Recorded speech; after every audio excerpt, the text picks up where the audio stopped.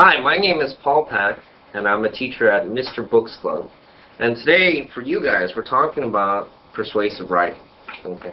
Now, persuasive writing is often a little bit easier than response to literature, but persuasive writing can have its difficulties. Okay. And we're going to cover some of the things that you might have problems with, and we're going to talk a lot about how to write a good persuasive writing. You're probably pretty clear about what persuasion means, okay, or being persuasive, right? Persuasive or persuasion means you're trying to convince somebody else that what you think or what you believe is true, right? And we do it all the time. Every day we encounter our family and friends and other students, and we try to persuade them into believing that what we think is right, right? For example, a very good one is school uniforms, okay? School uniforms is a common topic among a lot of schools, right? They're always trying to weigh the pros and cons as to whether or not their schools should keep and enforce or require students to wear uniforms, okay? Now, you might have your own opinion, and you might come up with your own reasons, okay? And those reasons are always going to be the most important part to your persuasion. So an example would be, you say, school uniforms shouldn't be required because, A, they do not help improve school attendance, B, they do not help students improve their grades, or C, they rob students of their creativity, okay? That was just an example. But notice that I came up with several reasons as to why my opinion, or the thing that I believe is true, was true. Okay? How I want to convince other people or persuade them into believing that my idea or my belief is true. Okay? Now, for 5th to 8th graders, it's a little bit different, and it's going to be a little bit harder. Okay? You guys are going to get a topic. Okay? And once you receive a topic, you're going to have to come up with your own reason or your own opinion supporting or against the idea. Okay? For example, this week's is going to be about whether or not they should start the school year 2 weeks earlier. Okay? And this topic is a common one. It comes up a lot, right? So you're going to come up with your own opinion about this and your own reasons.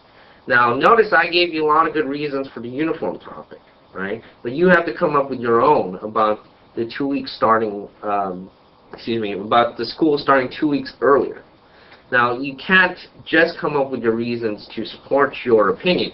You have to come up with what are called counter-arguments. Okay?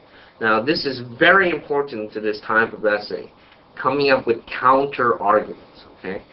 Counter-arguments are arguments that other people might come up with that will go against your opinion, will go against your argument.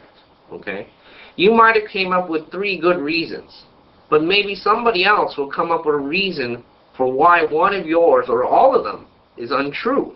Okay? And if that happens, you have to address that counter-argument very quickly. You have to address it in your own paper and say why the person who is against you is incorrect.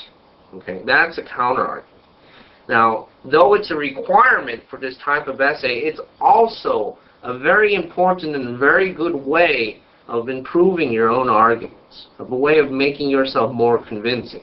So whenever you think ahead and you think about the other things other people might say that will go against your argument, and you can come up with good reasons why they're wrong, you'll always be ahead.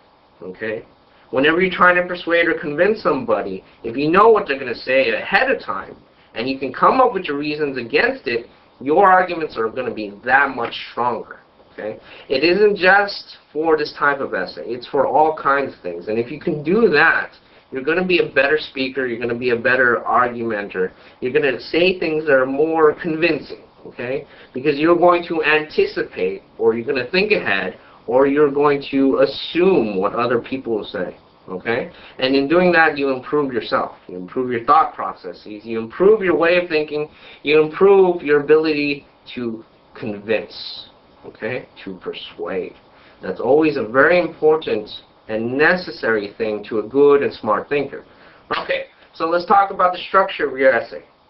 Now, first of all, you're going to have your topic, and in this case, they were asking you to write a letter. Okay. Now, don't get confused. When they ask you to write a letter or something, you're going to start with "Dear School Board," comma, and then you're going to write your letter.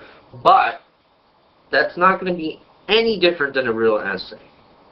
Your real essay is just going to be the same thing, except it's going to start with the address, "Dear School Board." Okay? Just make sure you do that part, and then write your essay. You don't have to really change much, okay? It's just there to kind of confuse you, but you're really just writing an essay, okay? So you start the letter and you say, "Dear something something," then you bring in your first paragraph, which is your intro paragraph. You're going to talk about the topic. You're going to introduce the topic, in this case about starting school 2 weeks earlier, and then you're going to give me your opinion. You're going to state, "I do or do not agree with starting school 2 weeks earlier," and blah.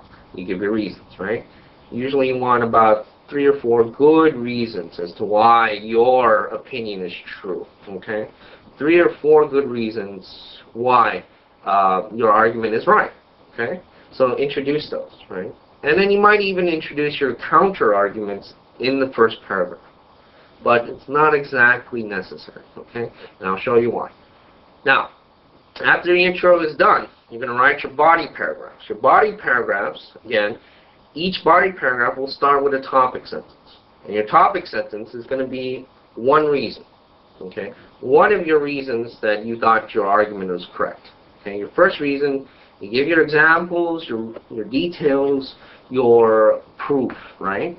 And then you explain why that supports your reason, why it supports your argument. Okay, that's one body paragraph, right?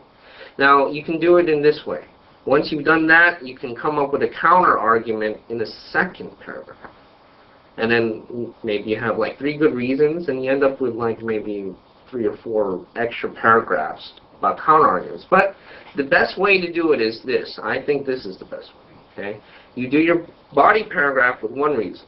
Then you do your body paragraph with a second reason. Then you do your third body paragraph with your third reason. And then the paragraph right before the conclusion is when you start talking about counter arguments. Okay? That's when you start talking about what other people might say that will disprove or oppose or go against your argument. You talk about them there, and you explain why they're wrong or why they're incorrect or why those ideas aren't exactly as strong as they might seem. Okay? Always put that. Always. It's very good, very necessary. And then you write your conclusion. Your conclusion will just be a summary of your ideas, a summary of your argument, summary of the counter-arguments, and it'll just wrap up the whole paper. It'll be beautiful. It'll be great. You're going to convince everybody that you're the most awesomest person in the world. It's going to be awesome. Okay, great. If you need more help, be sure to go to MrBooksClub.com or call the office. Search us out. We're always here to help. Okay? That'll be enough for now. We'll talk to you soon again.